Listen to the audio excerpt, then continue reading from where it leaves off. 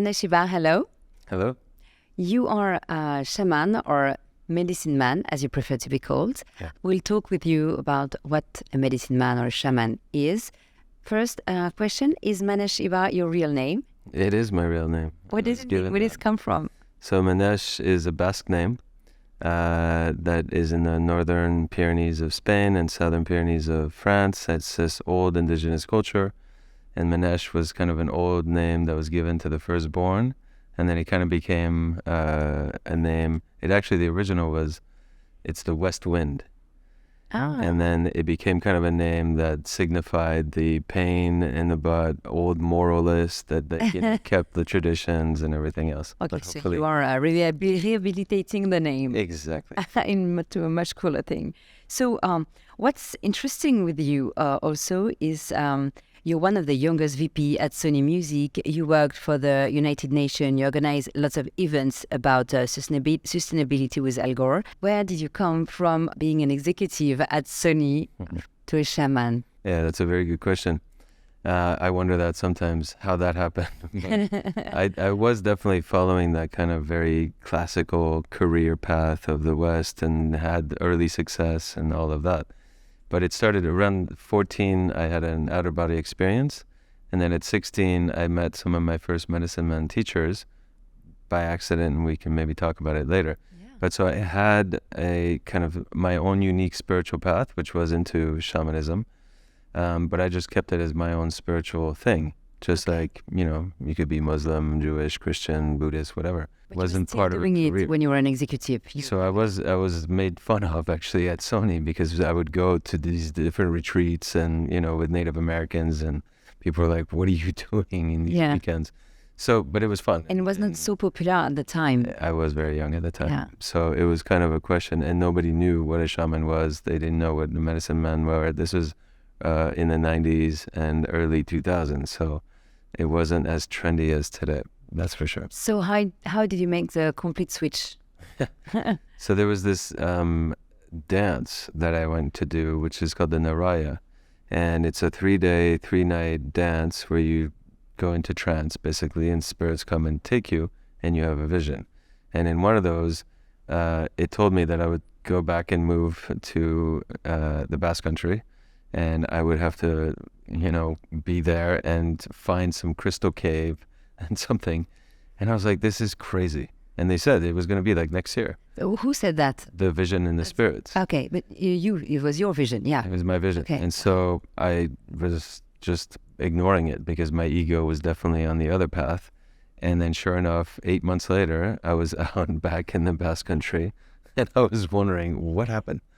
And you were in Paris at the time. So I was in New York. In New York, and yes. then I came to Paris for a summer after I left Sony because there was a merger, and the company I felt was not going anywhere. We actually were trying to do a kind of Facebook for Sony with music and film and everything else to create a community site.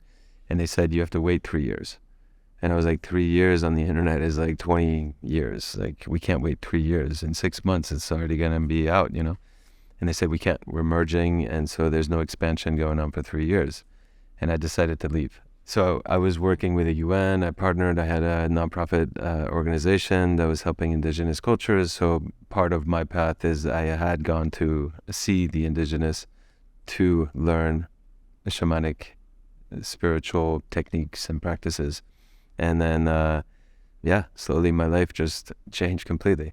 And how did you become from a learner to the teacher? The practitioner, yeah. I mean, it took a long time because I think my ego resisted it because I was very young.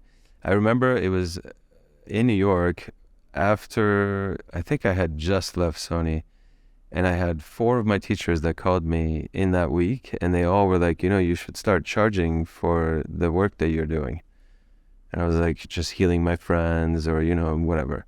Very small things. I was doing sweat lodges already every month, which is kind of like a sauna ritual around the full moon, and it's pretty powerful, very hot.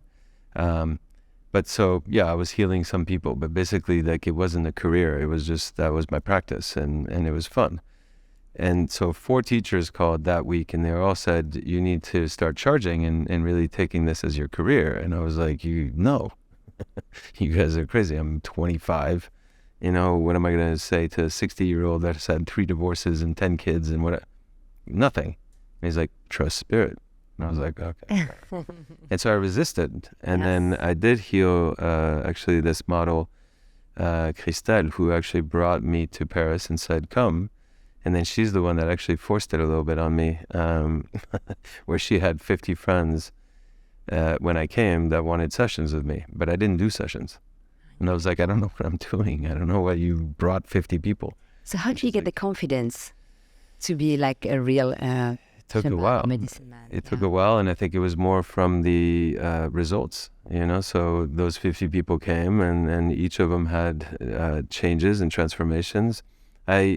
I did become psychic, clairvoyant. I actually thought I was losing my eyes when I was at NYU in college. And how old were you? Sorry? I was about 20. Okay. And so I started seeing auras and colors, and I thought I was losing my eyesight. And actually, no, I have 30-20 vision, which is better than perfect. So I see 30 meters instead of 20. Okay. So the optician was like, no, you're all good. Your eyes are fine. I was like, are you sure my cornea is not like breaking loose? And he was like, no, you should go see the Buddhists. They'll tell you about it. That had already been kind of established. So I was using my psychic skills to see what was going on energetically inside people. And then I tried to fix it and try to tell them about it and what I felt. So it was very intuitive at first. And then there was results, like incredible results. And then there was amazing things that were going on in sessions. Sometimes I'd channel a dead person and tell them all this stuff about their grandmother, or, which was very weird for me, even though I had seen it in my initiations, which is a good thing. But still, it's surprising. And so I kind of ran away to the Basque Country, away from Paris and away from healing. And then I just kept being called back. And then there was results. And so in a way, when you're having results and you're helping people heal, you feel great, and it's also, you feel like you can't say no. Right. Your humility when you speak is very different from the image we have from a shaman who should be very authoritative and tell you what to do. Why so? I think there's different levels of shamans, and there's some that are very initiated and they're humbled because the mystery of the world is incredible. Even though I have a lot of knowledge, I also know I don't know a lot. And I mean a lot. And I think this is true for all of science, all of our politics, our education. There's so many mysteries. And we all think we know so much. But one of the greatest teachings I had was the divine is called the great mystery in Lakota, and the great mystery means it needs to remain a mystery. And so we're not meant to figure it out. And that really brought me back to, wow, it's amazing. We can really concentrate on what's in front of us in terms of the presence and just deal with that. And that's perfect. And so you don't need to be grandiose, and you don't need to be an authority telling people what to do. I do tell people what to do because they're asking me when they come in a session. Otherwise, I let people be. Yeah. What's your own influence?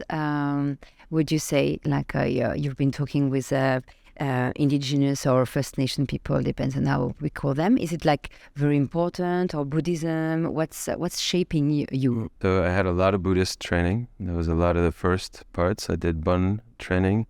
I had a special Yeshe class, which is kind of like a PhD class, to become a PhD in Buddhism and the art of reasoning with Michael Roach, who became quite controversial later. With sex cults and things like that, which was weird, but I learned a lot of Buddhism. I was blessed by the Dalai Lama in a little small group of 300 people. So Buddhism is still an incredible part. I studied Dzogchen, which is basically the quantum physics of Buddhism, which is quite fascinating and magical. And eventually you leave as a rainbow body light being. So that's a path, and it's a long path until you die. Then I studied with the Lakotas, I studied with the Shipibos, I studied with the Algonquins in New York, the Shoshones, I'm missing some, the Druids as well in Europe. I've had a lot of, in France, there's actually incredible people, clairvoyants and Druids and witches and plant people that know a lot about that. So I also got to know a lot of those teachers. And then I had a friend. Yes, the indigenous, I mean, I traveled a lot to indigenous cultures, especially when I had the nonprofit, and we were trying to teach the kids to learn how to document their elders so that we could preserve some of these traditions that were dying out with the modernization of the world. And so this served to build this cultural media library. So the way that I interacted with the indigenous was pretty amazing because they're so poor materially in one way, but I felt their soul was so rich, their happiness was exuberant, and they just have this deep gratitude, and from that, this deep joy. And from my very materialistic life, it was stunning to see that like in such poverty, you can have so much health and joy. And why were we missing that? So it definitely intrigued me, and I went deeper into all of their ways in terms of how they organize as a society and also their spiritual path. Why do we feel like so disconnected and spiritually a bit empty, as you said, with modern civilizations? I think that's a great question, and I think about that a lot. And one of the biggest things that I've seen is that we're cut off from our rituals, and especially rituals that bring us back into the connection with nature, which is the primary intelligence. And so this is one of the things that I found when I did my first vision quest, which is basically you go and remove yourself from society and you go into nature for an extended period of time. So from 4 days, 7 days, up to 44 days, alone, fasting, and you just sit with nature. It's hard, And yeah. it sounds hard, but actually there's nothing more natural. We're made to be nature. So we are nature, so nature is not going to kill us. That's a very weird idea that we have. Why are we so scared of nature? Why are we so scared of being alone?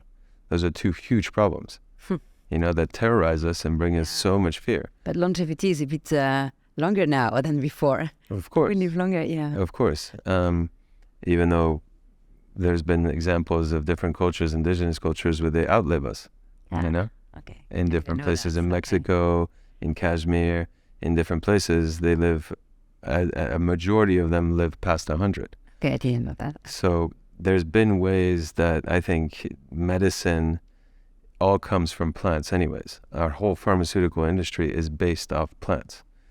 So the indigenous knew how to use plants. And also they have this rich library, like when you go to the jungle, there's so many different plants. They don't know all the plants, but they know a lot of them. And there's obviously more plants than we have in our Western culture that heals a lot of different things. I saw Michael Plotkin did a research. He's a Harvard botanical genius, I would say. And he went into the jungle to try to, mark and document all the plants. And he would come back with diseases that we don't cure, like herpes or AIDS or whatever. And he would show it to different shamans and tribesmen, and they would say, oh, yeah. And he would say, wow, look at that. There's 7 cures for herpes.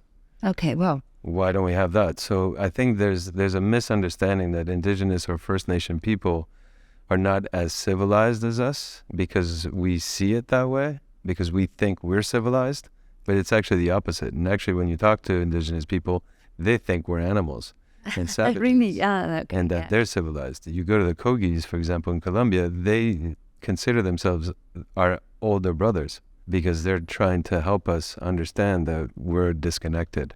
And that we're doing, and our society is sick, actually. Yeah. It's really sick, which is what creates most of the diseases today. Most of our diseases are not technical. They're psycho-emotional. Immune system diseases, which is 85%. Very few genetic diseases, and okay, we've identified those. Yeah. And then there's some, food diseases. Most of the bacteria diseases, we figured out with different, like penicillin and this and that. The biggest diseases that are facing the impoverished nations are bacterial, and it's actually because of water. most of the other diseases are our own in our Western society, and it's psycho-emotional because I feel we're disconnected from our spiritual nature. We haven't had initiation into rites of passages, like, for example, communion and bar mitzvah, where we just get gifts at 13. Well, that's exactly when we're supposed to go and connect to nature by ourselves and find our purpose. And then the gifts that we got was because we would come back with our purpose, and the gifts would be to fulfill that purpose. So now we don't have that. And it was also to cut with the mother, the umbilical cord, so that we could actually become independent and become an adult. Wow. So now we have tons of man-childs and child women running around without a real purpose, with a lot of fear, and they're just going through the motions of our society's expectations, but it doesn't get us anywhere. It doesn't give us happiness. I mean, look at France. We have 50% of the people that are on antidepressants. Yeah. People come to see you because they're sad, they're sick, curious, they want a spiritual journey, or they want to have fun. Why do they come to you? All of the above. It's actually interesting, my journey of healing. So when I started, I didn't really know what I was doing. And so the different people that would come usually had back problems, had very physical problems, and I healed that. Then I moved into more serious diseases. So all of a sudden I just had clients that had more diseases, and I had to figure that out. And then, incurable diseases. And I was like, I have to figure that out. And I did, slowly, mostly through the energetic system, mostly through bringing them back into nature's connection, using nature, using essential oils, plants, and different techniques that really help move energy, anger, emotions. So it's a lot about our emotions also, and not understanding how to process emotions, which is the psycho-emotional aspect in a way. And so my career, I'll say my healing career, brought me to see many different aspects. So now I'm not doing so much healing work, even though that always can happen, but I'm more guiding people into higher consciousness states, higher performance states. And so yes, there's some that want to go into their highest expression because they're already at a certain success, they're not sick, but how do you go to the next level? Wow. And so that's what I bring, because shamanism is really based on altered states of consciousness. So it's about going into that trance state to go and communicate with the invisible world, spirits, energy, nature spirits. And you help people to reach these states thanks to plants. So that's plants were very I learned healing plants first, and then there's the master plants, which are the entheogens or psychedelics. I learned those much later. So I had to have very direct experiences that were real, that were not modified. And that's, I think, one of the trainings that I have that makes me different from other shamans. The real plants, I mean, for the small like things. Lavender, peppermint, all these kind of things. I learned that early on. But I learned to go into trance states. I learned to see clairvoyance. I learned a lot about training my mind with Buddhist practices before I went and learned plants, master plants, these psychedelics. So I had 10 years of training before I even started with psychedelics. So you can be a shaman without using those psychedelic plants? Absolutely. It's actually, to me, the master plants is a tool, but being a shaman has nothing to do with the plants. That's a misconception that we're doing today because there's such an interest in plants. And so now you have shamans that pop up after, 6 months of doing ayahuasca, and then they think they're shamans, which is actually the biggest trap of hallucinogens, is they give you hallucinations. Yes. And they could be just as illusional and ego inflating as the illusions of our world, if not more, because now you think it's spiritual, therefore it's God that told you that you were amazing, when actually that's your ego that's being reflected. That's very interesting. I was expecting you to tell me that I need to take to do ayahuasca trip or what is it? The other San Pedro, Huachuma. There's a lot of Mirboga. There's psilocybin, even marijuana. Marijuana is one of the most powerful psychedelics. And I actually, when people use marijuana, I try to tell them of a different ritual to use marijuana, where they dream with marijuana, not smoking, taking it for 28 days, just with the marijuana near their bed. And they start having a communication, a relationship with the plant. And then on the 28th day, they smoke it. Usually people talk like they have a bigger ayahuasca experience on marijuana than ayahuasca, because it's so powerful, the plant. Can it When also you be like respect a very bad experience? Absolutely. Can it turn up to be a very bad experience? Do you have example Sure. of this? Yeah. I mean, there's possessions when you work with spirits, and you don't know how to get spirits out of bodies. There can be possessions, so people can be possessed by negative spirits. I mean, it depends on the environment. It depends how you hold space. If you open the ceremony right, if you put certain protections, do you have relationships with spirits? So a shaman, like I'd studied for 10 years, I knew the relationships of my spiritual helpers very deeply. I had deep relationships with them, and I work with them to help me guide others. So when you go into the plant world, which is the spiritual world, or it opens up your mind to that in a sense, or at least to another conscious reality. If you're not trained to work with that, I mean, luckily these plants are master plants and they do mostly heal, but you never know. There can be trauma that awakens in somebody and they go into a deep trauma. They can be possessions. There can be darker energies that come and completely take over, so you feel actually worse. I mean, it's really, there's a technology around this, and there's a practice, and it needs to be taught. And unfortunately, our Western ego loves power. Yeah, and the shortcuts. Shaman is about power. Okay. And all the shortcuts to get there, to say I'm a powerful shaman because it's not cool to be, but then they do a lot of really bad work. Yeah, so that can be hurtful. For some people who come really not prepared, or it can be dangerous, and it's good to be surrounded by very much really good expert of this.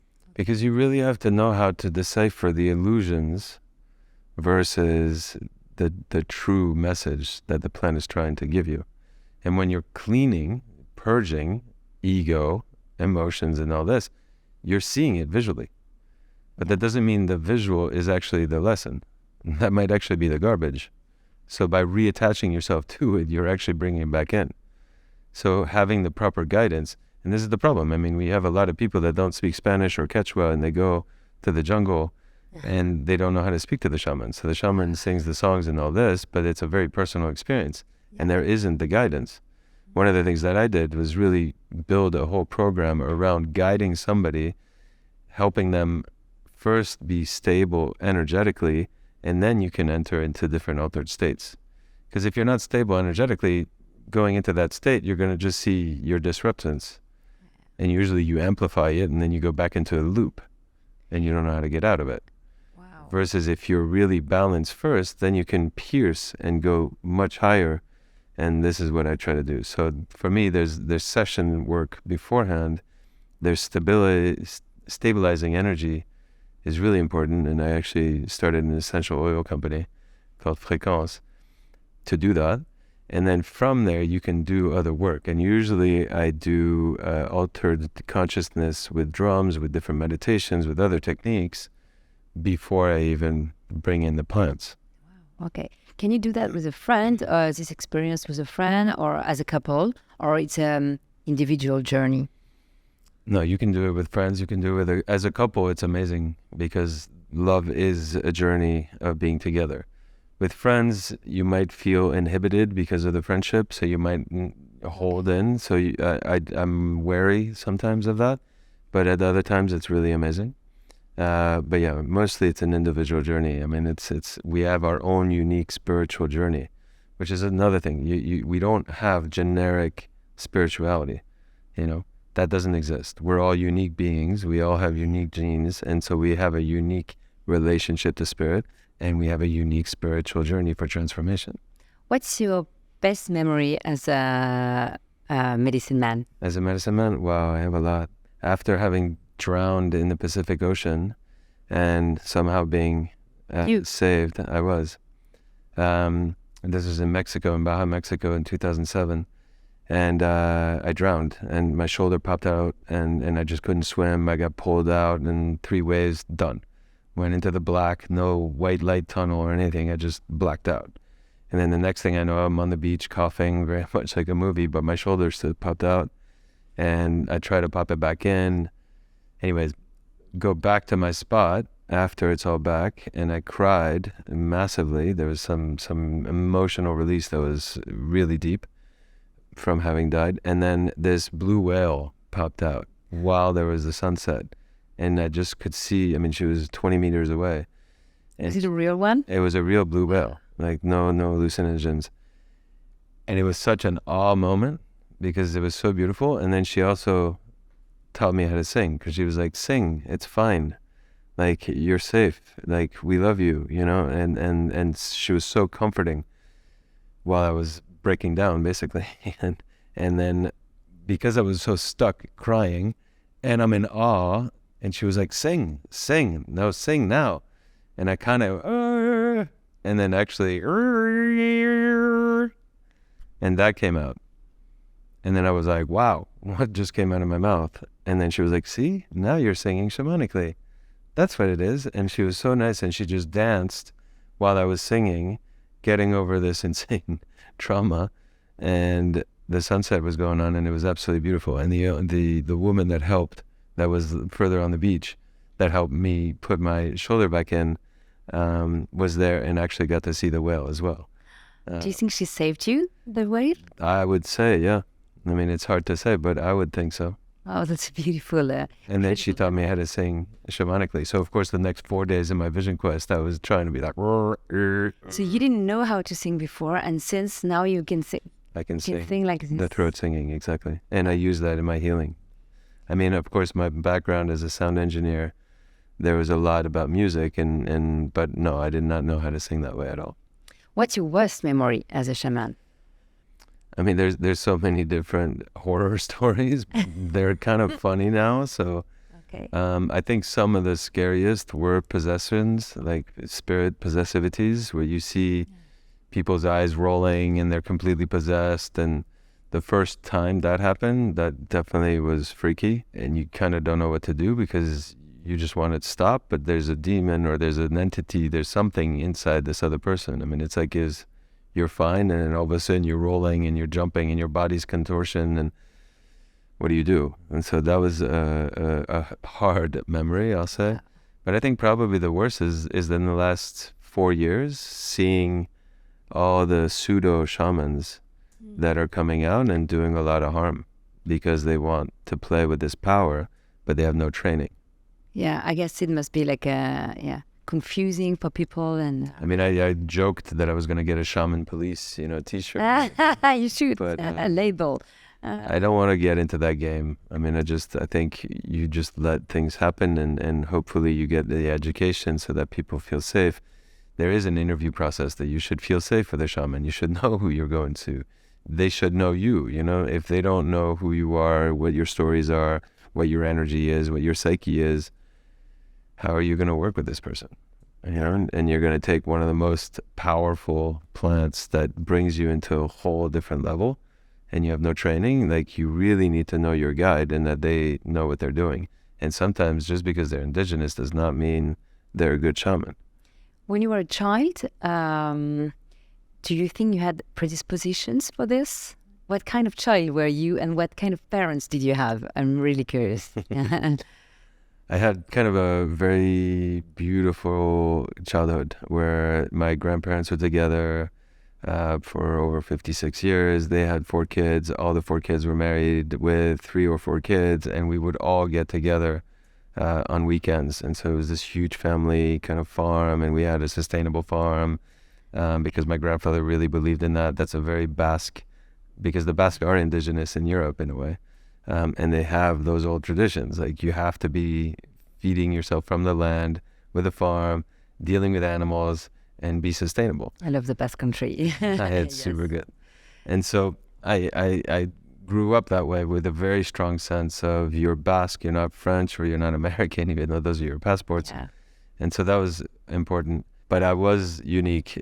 I mean, first of all, until I was 3, I was bald, so I looked like a little monk. Okay. So my parents actually thought, I wasn't going to grow hair, which, no, it happened after 3. Cool. It became very blonde. And there was this kind of very Zen monk kind of, I had big almond eyes. And, as a kid, I would go and look deep into your soul. And I know there was a teacher that was, when I was 7, she wrote a book about me, because when she saw my eyes, she saw love for the first time. And then she went and divorced her husband because she realized that she wasn't in love with her husband. And she wrote a book about it, Really? which I didn't know until I was 30 that happened. I know I had my parents' friends, they came back and told me, because for me, I was just being a kid. But I guess I was kind of weird. I would call at 5 and have like full-on adult conversations with my parents' friends. Like I didn't want to go talk to their kids. I wanted to talk to them. And I don't remember all of this, but, and I always, even in the playground, I was kind of the bully of the bullies. I would try to always help the weak, and always about justice. So there was that. But then when I moved to the US at 8, I broke down, went into depression, cultural shock, like the whole thing. So I really went into a dark place for about 4 years. And then the shamanic actually started coming in around that. To be a good shaman, do you have to love people or not? I think you do. Yeah. You have to love people. You have to love nature. You have to love life, for sure. I mean, if you don't like it, how are you going to be healing? Yeah. Like, so you need, and but do you need empathy? Or because it would be a bit heavy for you to have empathy for all your So the difference between empathy and compassion is what you have to learn.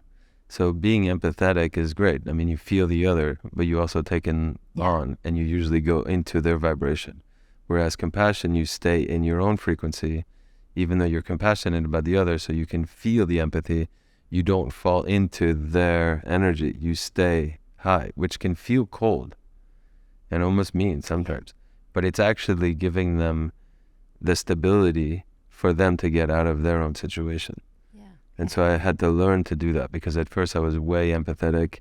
I actually gained a lot of weight taking on other people's energies, and I didn't know how to manage it. Then I went into alcohol to try to deal with that, which obviously that didn't work. So I had to go find other. That was in New York? That was in New York, yeah, for sure. Yeah, it's a bit like in the plane when you're being told to put your own mask before helping people. Exactly. And how do you take care of yourself and make sure every day you're centered? Yeah. So I have a meditation practice that I do. I also go on hikes, and now I live near a river, so I go do cold plunges in the river. But yeah, it's been like 25 years that I have quite a ritual, and so yeah, it's a whole cleansing and clearing, and I'm running energy all the time. Even right now, I'm running energy to just clear certain things that are going on. So it's becoming, I mean, being psychic definitely helped me see things that happened and how to actually clear it.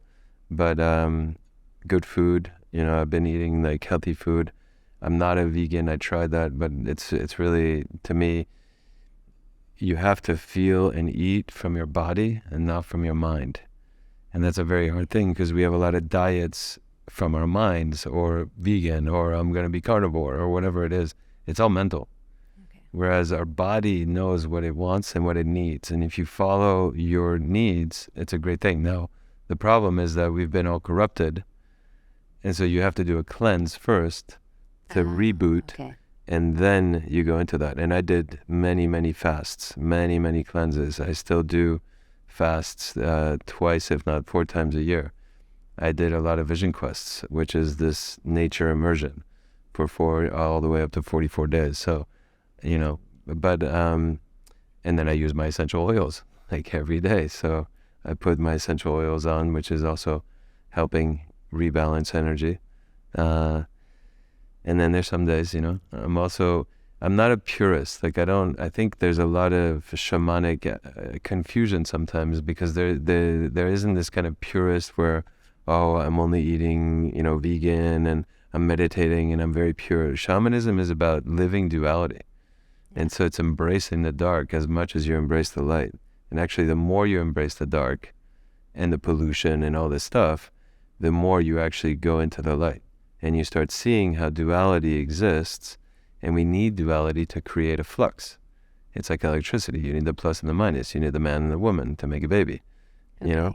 yeah, So you need the dark and the light to have energy. And the bigger the separation, the more energy, which allows for life to evolve from that. And it's the same thing with us. We're like an electrical current. And healing is about rebalancing the energies. There's a block here. Okay, well, let's unblock it so the energy runs. And it's very actually simple to take care of yourself when you have the right information and the right analysis. Wonderful. Thank you, Manex. I'm going to end with this last question that I'm asking to all the guests. Yes. It's the harvest of the day, the great harvest of the day. If something easy or simple could be done and would make the world a better place, what would it be for you? Oh, I have 3. I believe truly that any government that illegalizes any plants should be considered a crime against humanity. Oh, that's Okay, that's a big one. Yeah. Yeah. I think that's really important because plants are our natural phenomena that our nature needs. If we need more education on plants, great. We should learn about our plants and our environment. That's part of the disconnect, right? Secondly, I think, yeah, definitely the vision quest. You know, we need to re-plug into nature's intelligence, all of us. It's part of us. We are nature. And I'll leave it at that. That's true. That's really good. Thank you very much, Manex. This conversation was full of surprises for me. Perfect. Thank you. See you soon. Bye. Yeah.